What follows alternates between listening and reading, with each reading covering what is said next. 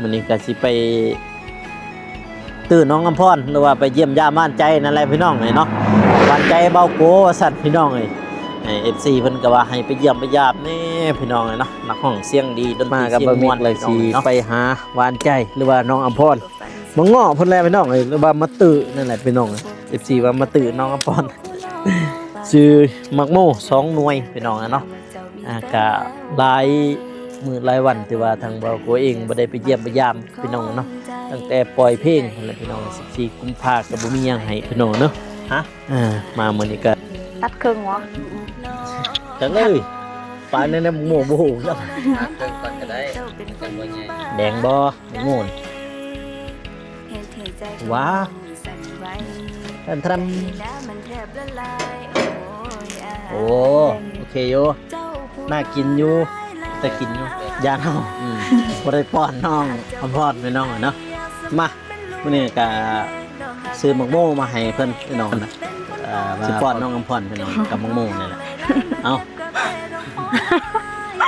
เอาเคินเลยพี่น้องเอาหลายๆตีน้อยเดียวคักได้คักได้เอาหลายๆนี่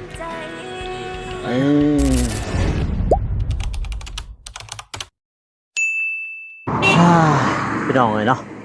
เปิดภาพมากพี่อยู่เส้นทางไปบ้านน้องอำพรน้องพี่น้องเนาะหรือว่าFCทุกคนก็ว่าให้ไปหาเพิ่นแน่ไปเยี่ยมไปยามเพิ่นแน่พี่น้องเนาะมาบัดนี้ก็จึงไปเยี่ยมไปยามเพิ่นพี่น้องเลยไปบ้านน้องพรเด้อพี่น้องเด้อนี่ก็คือเส้นทางแต่ว่าเบิ่งทางบ้านเบาโกพี่น้องเอ้ยเนาะน่าจะฝนสิตกเลยนี่อยู่นี่ก็ยังย่อยเลยนี่ฝนนี่น่าจะสิตกเลยนี่เช็ดเห่าเบามิกยันแข็งฝนบ่จักก่อนอื่นหมดกราบสบายดีเด้อพ่อแม่พี่น้องเนาะบ่ว่าสิอยู่ภายในหรือว่าต่างประเทศก็ยินดีต้อนรับเข้าสู่ช่องเบาโกชนบทสปปลาวพี่น้องเนาะมามื้อนี้ก็ส่งใหม่พี่น้องเอ้ยเนาะนี่ตัดไปเมื่อกี้นี่พี่น้องเอ้ยตัดทรงผมใหม่มื้อนี้ก็สิไปตื่นน้องอำพรหรือว่าไปเยี่ยมยามบ้านใจนั่นแหละพี่น้องเอ้ยเนาะบ้านใจเบาโกว่าสั่นพี่น้องเอ้ยFC เพิ่นก็ว่าให้ไปเยี่ยมไปยามนี่พี่น้องเอ้ยเนาะนักห้องเสียงดีดนตรีเสียงม่วนพี่น้องเอ้ยเนาะมามื้อนี้ก็กับเบามิกพี่น้องเนาะมาแล้วก็ซื้ออันนี้มานำพี่น้องเอ้ยมื้อนี้ทางเบาโกมากับเบามิกเลยสิไปหาหวานใจหรือว่าน้องอำพรมาง้อเพิ่นแลพี่น้องเอ้ยหรือว่ามาตื้อนั่นแหละพี่น้อง FC ว่ามาตื้อน้องอำพรชื่อมักโม2หน่วยพี่น้องเนาะก็หลายมื้อหลายวันที่ว่าทางเบาโกเองบ่ได้ไปเยี่ยมไปยามพี่น้องเนาะตั้งแต่ปล่อยเพลงพุ่นแหละพี่น้อง14กุมภาพันธ์ก็บ่มีหยังให้พี่น้องเนาะมามื้อนี้ก็ได้มักโมมื้อนี้ก็วันที่23กุมภาพันธ์พี่น้องเนาะชื่อมักโมนั่นแหละบ่มีหยังพี่น้องเนาะไปพี่น้องเอ้ยเบิ่งฝนก็คือ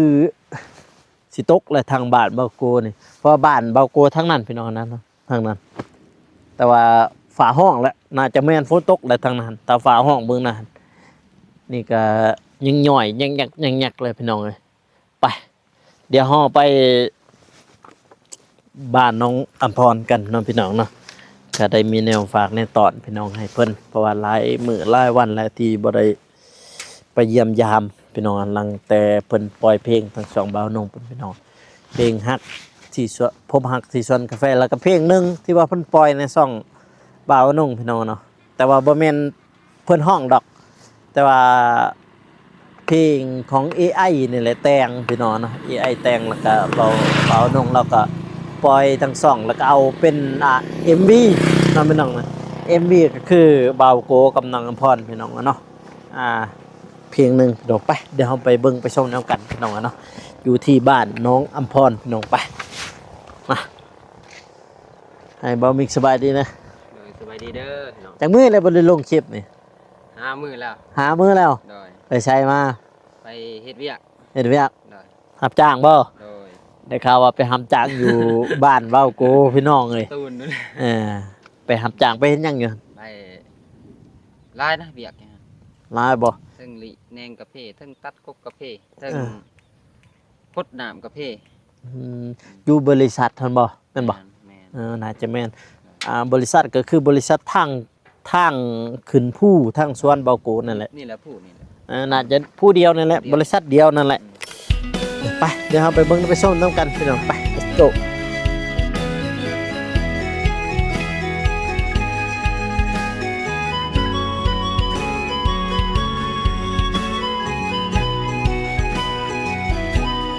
ก็บ่คิดว่าฝันสิได้มาพอน้องคนเท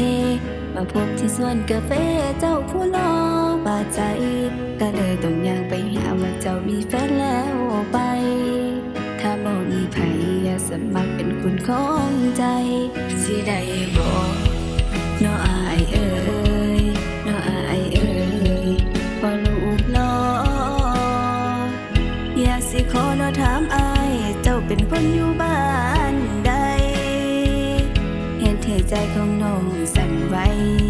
ใจน้ำมันแทบละลายโอ้ยอายเจ้าผู้หล่อหลายหลายหากจะบ่มีไผอยากสมัครเป็นลูกไผแม่น้องหักไอ้ไรแท้ๆอยากสิเป็นคนพ้องใจเป็นบุญของน้องเลยหลายมาเก็บกาแฟดอกหอมอายเธอน้องมัวไผมีบ่มาแต่งไว้ก่อนสิสายน้ออายตอนน้องบ่มีไผได้มาพบพอแล้วสิเก็บกาแฟดอกหอมใจผู้แก้มไปหลายผู้แก้มไปหลายสิได้เป็นลูกไผแม่อยู่บ่อาย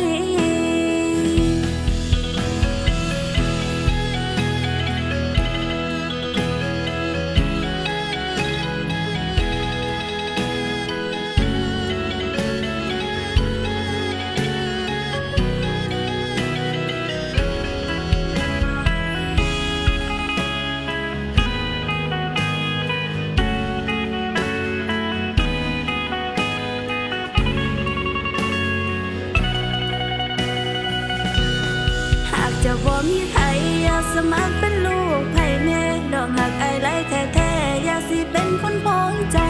เป็นบุญของน้องเลยหลายมาเก็บกาแฟดอกหอมอายเธอน้องมัวไผมีบ่มาแต่งไว้ก่อนสิสายน้ออายตอนน้องบ่มีไผได้มาพบพอแล้วสิเก็บกาแฟดอกหอมใจผู้แก้มไปหลายผู้แก้มไปหลายหากจะบ่มีไผอยากสมัครเป็นลูกไผแม่ดอกหักไอ้ไรแท้ๆอยากสิเป็นคนพ้องใจเป็นบุญของน้องเลยหลายมาเก็บกาแฟดอกหอมอายเธอน้องมัวไผมีบ่มาแต่งไว้ก่อนสิสายน้ออายตอนน้องบ่มีไผได้มาพบพอแล้วสิเก็บกาแฟดอกหอมใจผู้แก้มไปหลายผู้แก้มไปหลายสิได้เป็นลูกไผแม่อยู่บ่อาย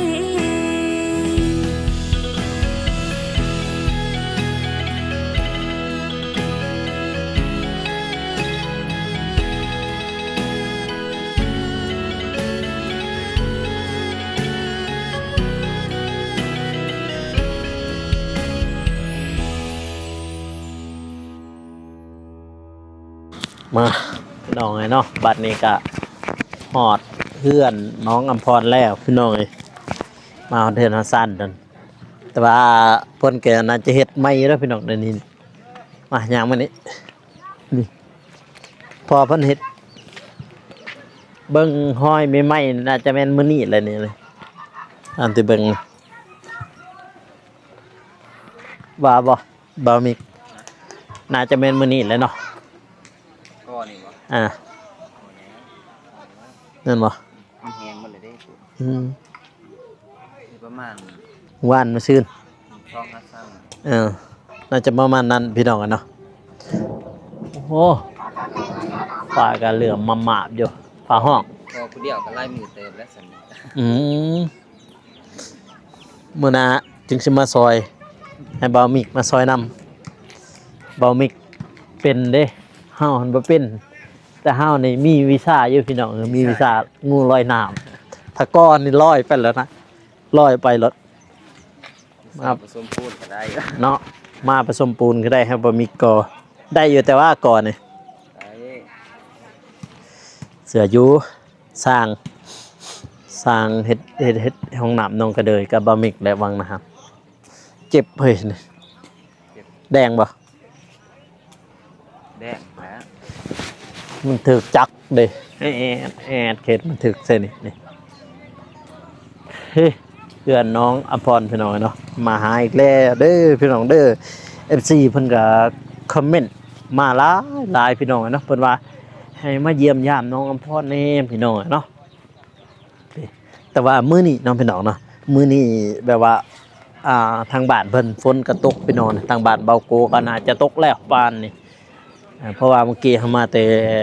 บ้านบ่มีพี่น้องแต่เฮือนเบานงพุ่นพูดอยู่เพื่อนน้องหน่อยน้องไม้เพิ่นเลยพี่น้องเนาะแล้วก็มาทางนี้พี่น้องเนาะเอาออกแล้วนอนนะเนาะอีถึกนะเนาะ เปลี่ยนใหม่เลยเด้ ไปหาเพิ่นไปหาน้องอภรพี่น้องเลยโอ้ยฝนก็ตกอยู่เลยเฮ้ย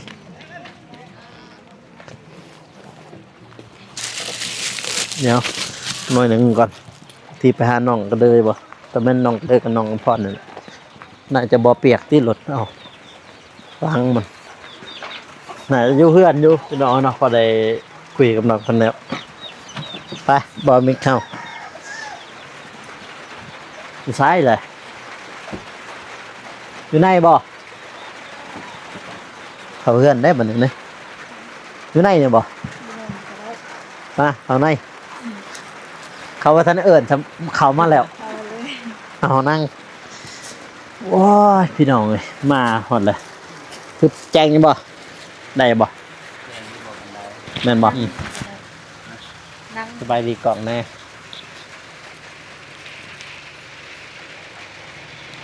บ่ได้เห็นทิศกว่าแล้วพี่น้องเนาะ เด้อ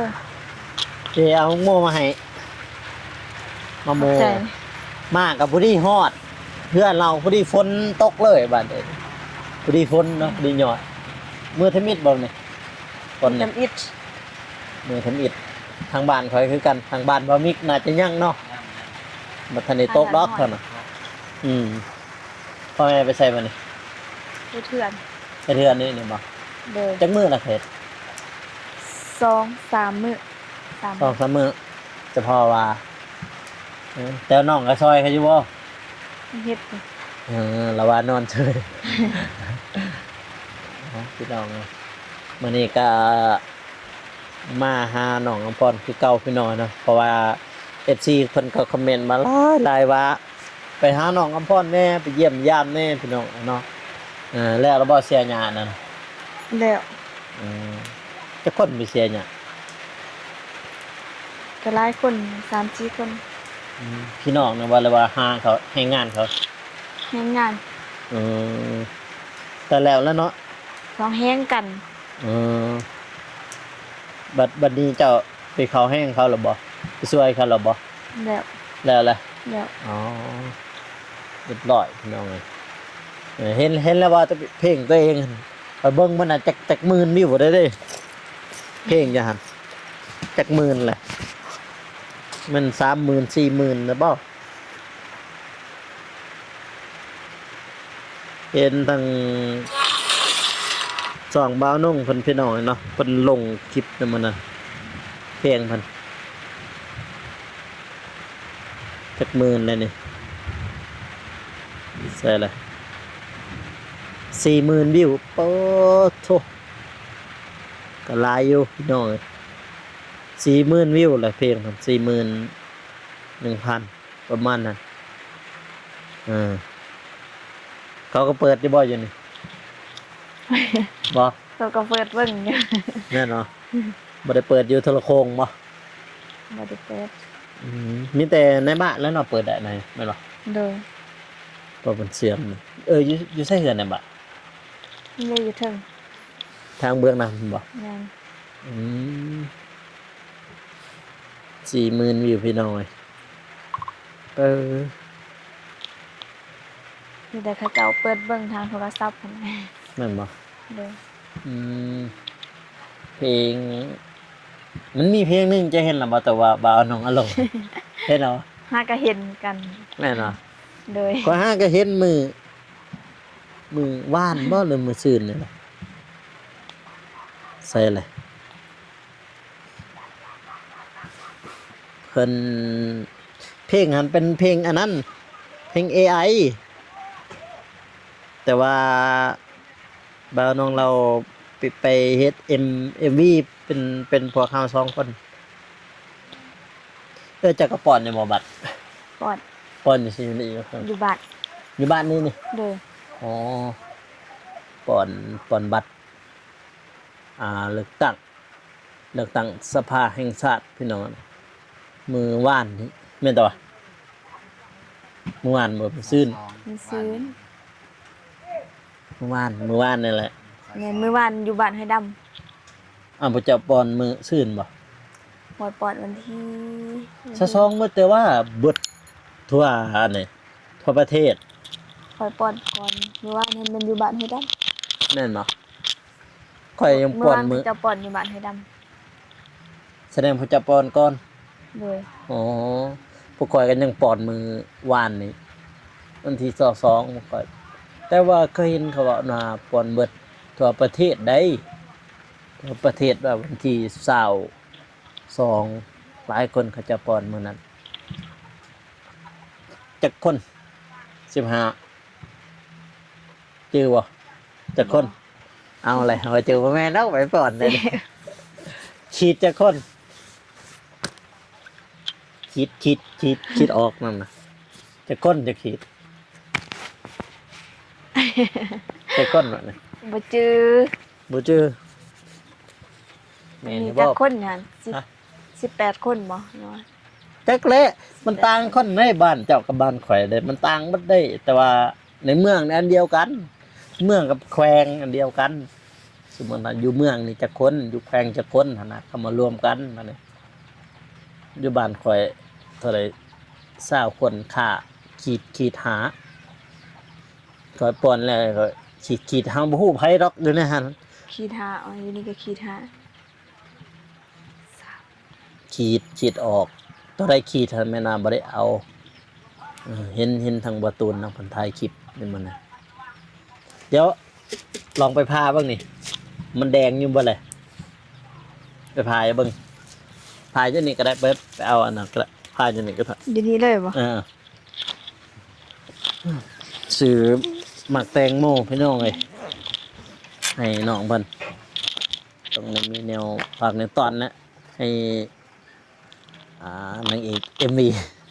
นักร้องเป็นนักร้องเสียงดีเด้นักร้องประจำมาสั่นประจำสอกทีมงานพี่น้องเอ้ยมาหามานี่ก็พอดีฝนกับพอดีตกมาฮอนี่ก็ตกเนี่ยเลยติจังหนึ่งเขาหนึ่งหนักนะวันนี้อะไรอันสารเพิ่นพี่น้องเอ้ยFGก็น่าจะเห็นแล้วก็บ่จือว่าเพิ่นมีหนองบ่หนองเพิ่นน่ะนะเอาบ่จือ กับ จัก อื่นเด้อ เพราะว่าบ่สู้ได้เข้ามาถ่ายคลิปหนองมาบัดนี้จึงเข้ามาอีกกับเบามีมื้อนั้นมากับเบามีคือกันมื้อนั้นเฮามาแต่ไสอ๋อเนาะแล้วละที่ของน่ะ ก็แล้วแล้ว ทมล่ะ ต้มตามแ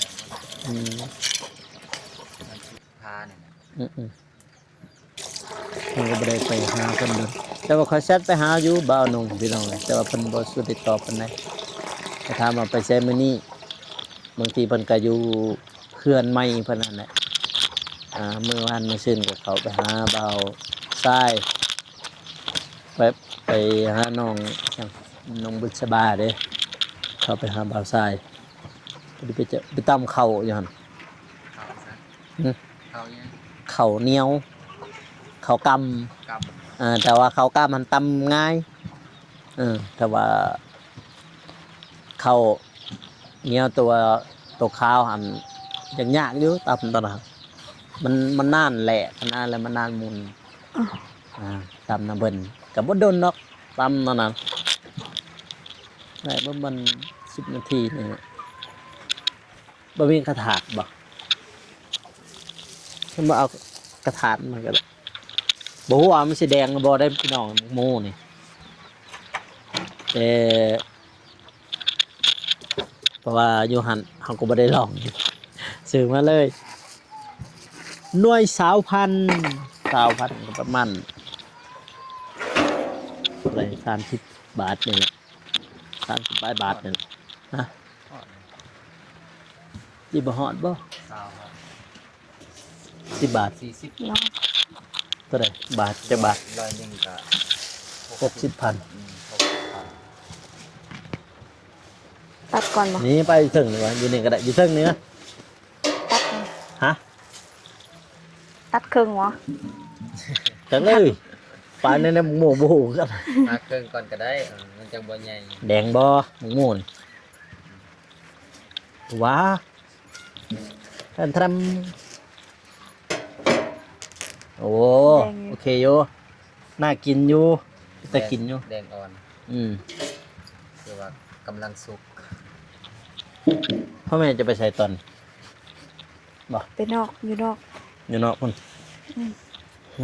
โอ้เจ็บเลยบะมิกเอ้ยมันแสบเลยนี่ เสียแล้วมัน ตัดผมใหม่นี่ มักโม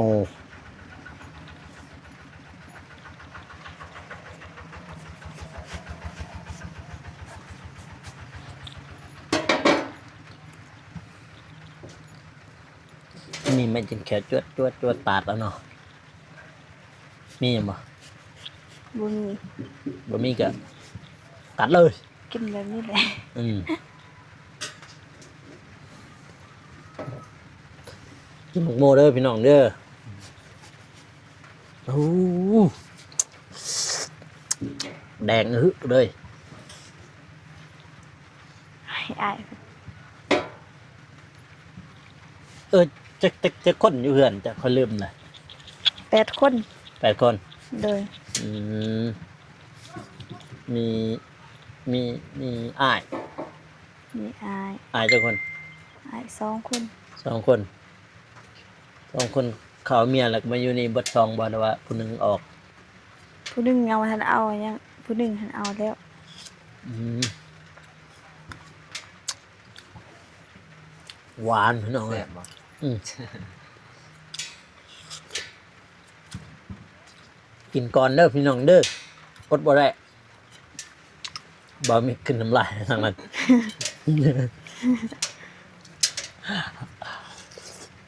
อืม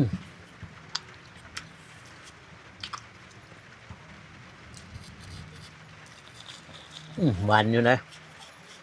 มาเด้อพี่น้องเด้อมากินหมักโมบ่าวมิกเอาไหมมาเอาไหม เอา เอามา ก่อน ให้ยากแน่นเขาล่ะ เบิ่งให้ยาก่อนจะกินแซ่บ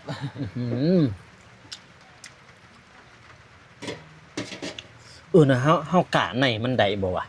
จัดคือกัน ตัวนี้ อืม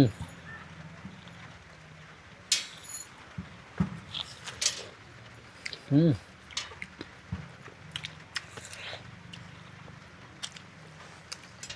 แซ่บบ่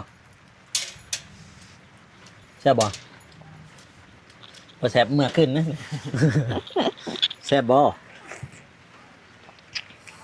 คันบ่แซ่บเอาเมื่อขึ้นนั่นน่ะ แซ่บหวาน อืม มาเด้อกินบักโม เอาทางนั้นก็ต้องกินน้ำแน่เนาะตัวมันจะทางหนาย่ำเอาเบิ่นตะกล่องสั่นน่ะ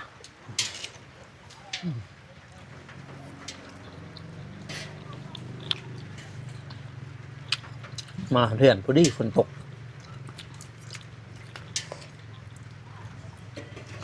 ทำบ่ไงเนาะ อืม ทำบ่ไงเด่น อืม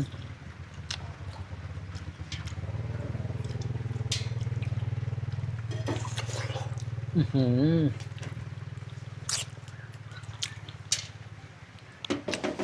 ไหนบ่ชนกินเหรอ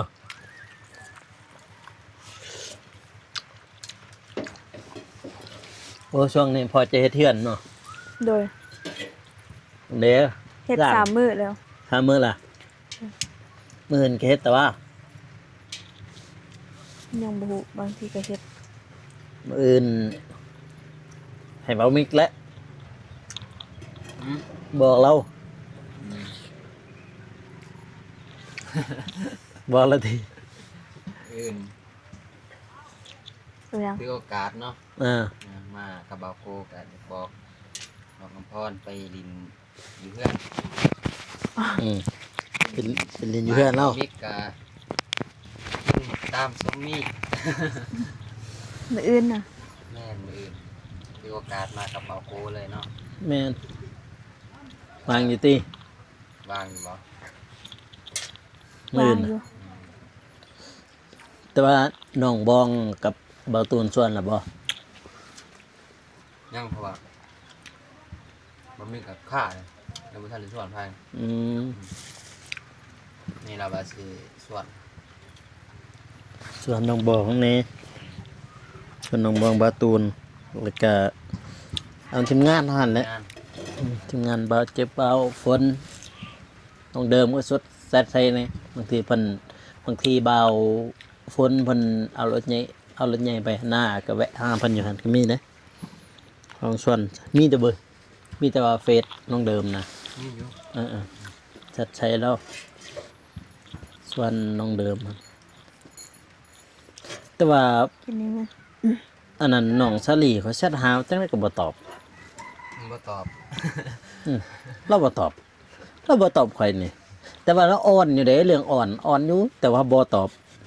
คือเฮามีเวียกอีหยังแชทมาเออบ่ตอบก็แล้วไปสมมุติหาสิไปหาเฮาสิเสร็จไปหาเพิ่นมื้ออื่นสิว่างบ่สิไปหาหั่น ไปยามเนาะ ไปเยี่ยมไปยาม อย่าเราบ่อยู่อีกเนาะ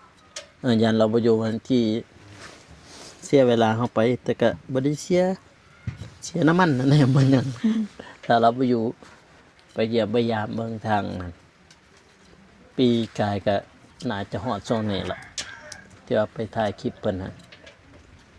ระยะนี้บ่ที่ว่าแม่เพิ่นมาตอนนั้นน่าจะแม่นระยะนี้แหละ แม่น้องสลีนั่นน่ะอื่นบันคานเนาะมันคานบุญบ้านบามิกเหมือนบามิกบาทรายเป็นเทินได้มาโอกาสวันนี้กับชวนน้องอำพรไปนำไปกะบ่มีรถกับไปนำเบาโกนแล้วก็ชวนบาตูน ไปทำกันนั่นแห ไป ละ เที่ยวไปเมื่อทีมงาน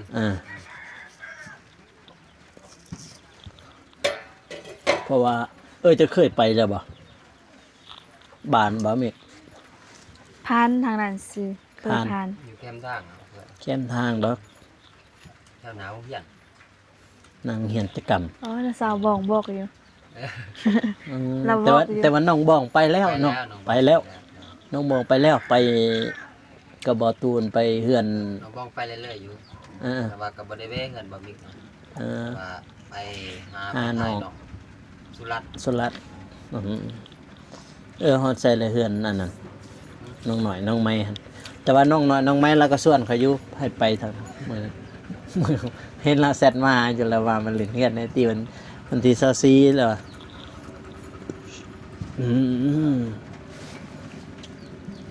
ไปมื้ออื่นกับพอได้ไปกินกับปุ้นงานตูดเขาว่า งินก็ว่า มีงบบ่ทางมาเจ็บ งมยัง ซื้อใหม่บ่มาสิละมาเสื้อหลานนะ แม่นบ่ให้น้องน้อยหันบ่ ย่อย อืม ว่างบที่ทางบางโพซื้อแล้วบ่ได้เขาแอกหมดแล้ว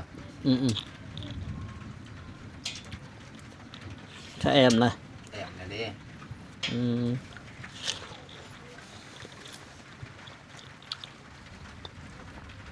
หวานอยู่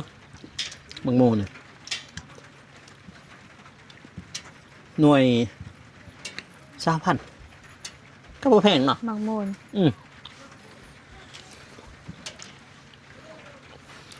พูดดี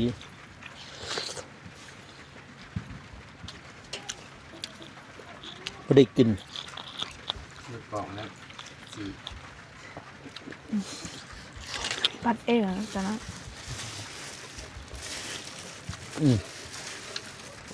เกิดบ่วะ เกิดอยู่ แม่นบ่ แต่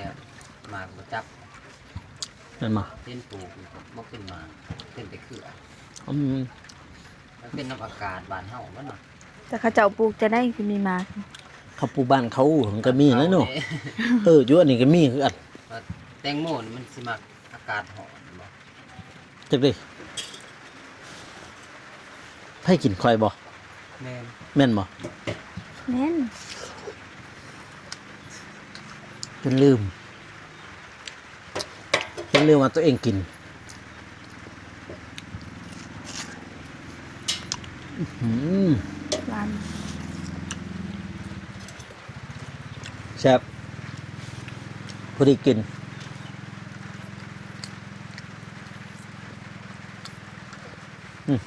เห็นว่า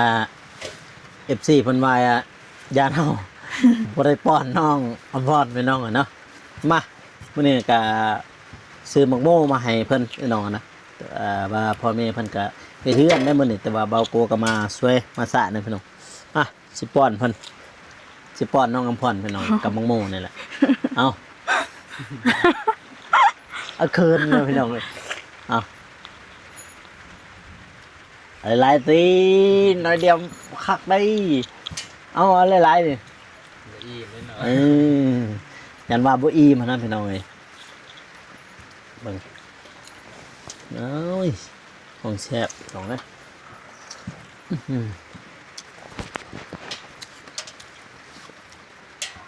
ขอให้ย้ำเลยนายแม่มึงเหรอย้ำเลยลองไปปลูกเบิ่ง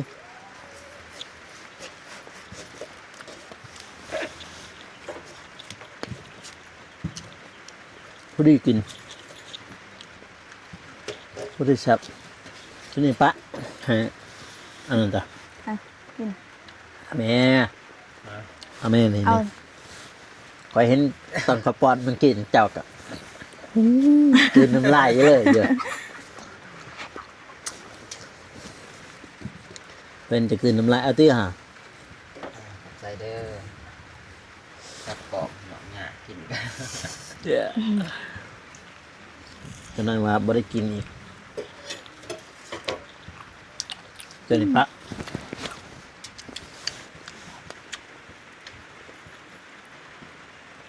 เปล่าอ่ะให้แม่จ้ะพอจ้ะ โดย มื้ออื่นมันแหละจักโมงถ้าได้ไปกับบ่าวตูนแล้วก็น้องบองไปเลยเชื่อจักไปมันจึงสบายแล้วก็มือต่อมาถ้าว่าพอเพันยังเห็ดเวียกหันจึงมาอันนี้มาซอย แล้วน้องบ้องนี่บ่มีเฟซ นั่นบ่ เรามีบ่มีเฟซอันเดียว แต่ว่าบ่อทรายน่ะจะมีอยู่มั้ง เราใส่ที่เราใส่ใส่ ให้บ่อทรายบอกก็ได้ แต่ก็ให้บ่อทรายบอกแล้วก็บัดแล้วก็ให้น้องอำพรบอกนำนะก็ไปนำกันนี่แต่ว่าบ่อตูนบอกแล้วบ่ เรื่องครับบอก โทรหา โทรหารถรุ่นนี้ งาน โทรในหอบหลายปีพี่น้องเลย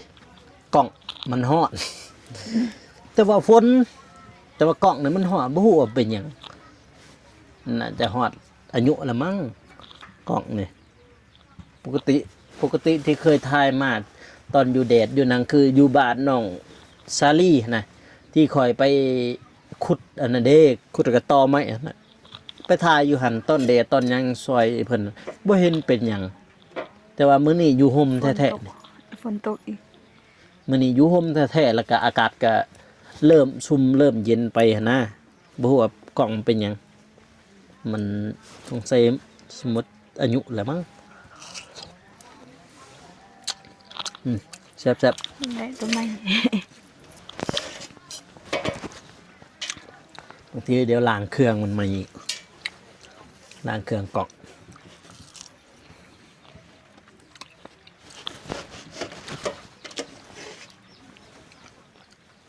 มันนะถ้าว่างสิส่วนจะไปตัดไปบ่ตัดเลาะรู้จักบ่ บ่บ่เคยไป อืมตัดเลาะอยู่สารวันเนี่ยตัดเลาะเป็นบอนท่องเที่ยวของ เคยได้ยินแต่ชื่อแต่บ่เคยไป อืมส่วนน้องบองเราไปแล้วก็บอตูนส่วนไปเที่ยวตาดเลาะไปหน่อยเนาะไปเบิ่งตาดเลาะไปอาบน้ำอากาศมันร้อนจังสิไปโตนอยู่หั่นแต่ว่าอยู่เซกองเขาก็มีพี่น้องนะตาดแฝกตาดหัวคนอยู่เซกองเขาเนี่ยแต่ว่าไปเที่ยวอยู่สารวันก็ได้อยู่ตาดเลาะเนาะตาดเลาะเป็นหม่องท่องเที่ยวของเมืองสารวันเมืองเรางามพอมันขึ้นกำลังงามเนาะไปเที่ยวเบิ่งมื้อหน้าถ้ามีโอกาสพาน้องไปบ่ มีเงินก้อนหนึ่งส่วนไป มีเงินก่อนอีกส่วนพี่น้องไงบ่ ตอน มี นี้บ่มี บ่มีเงินบ่ไปว่าซั่นส่วนนี้ก็คือกันยังสอดอยู่ บ่มีเงินก็บ่ได้ไปเด้อ ประมาณนั้นพี่น้องเนาะมื้อนี้ก็อ่าตามสัญญานํพี่น้องเนาะว่าตามคำขอ FC เพิ่นว่าให้ไปเยี่ยมยามน้องอำพรแน่มื้อนี้ก็ได้มาแล้วเด้อพี่น้องเด้อน้องเพิ่นก็อยู่เฮือนอยู่ซ่านช่วงนี้พี่น้องเนาะบ่ทันได้ไปไสเพราะว่าอันนั้นครอบครัวเพิ่นหรือว่าพ่อเพิ่นยังเฮ็ดบ้านอยู่พี่น้องไงยังก่อขึ้นบัดนี้ก็ทางบ่กลัวเองก็จบคลิปก่อนเนาะพี่น้องเนาะก็อย่าลืมฝากกดไลค์กดติดตามเด้อพี่น้องเด้อเพื่อเป็นกำลังใจให้บ่กลัวแล้วก็น้องอำพรแล้วก็ทีมงานเนาะพี่น้องเนาะท้ายนี้ก็อวยพรให้ผู้ใหญ่ทุกท่านเพิ่นเบิ่งอยู่นี่เนาะพี่น้องเนาะความเจ็บอยู่สิได้ความไข้อยู่สิมีให้เจ้าหังจะมีจะร่ำจะรวยเฮงปังๆตลอดศาสตร์ตลอดปีอย่าเจ็บอย่าจนพร้อมครอบพร้อมครัวไปใส่มาใช้ไปฮอดจอดถึงให้มีแต่คนหักคนหอมคนหักคนแพงสาธุพี่น้องเนาะบัดนี้ค่ะเบาโกขอตัวลาไปก่อนนะพี่น้องเนาะก็อย่าลืมฝากกดไลค์กดติดตามเพื่อเป็นกำลังใจเด้อพี่น้องเด้อสำหรับคลิปนี้ขอกล่าวเข้ามาสบายดีพี่น้องแล้วเจอกัน EP หน้าหรือว่าคลิปต่อๆไปของเบาโกนะพี่น้องเนาะบ๊ายบาย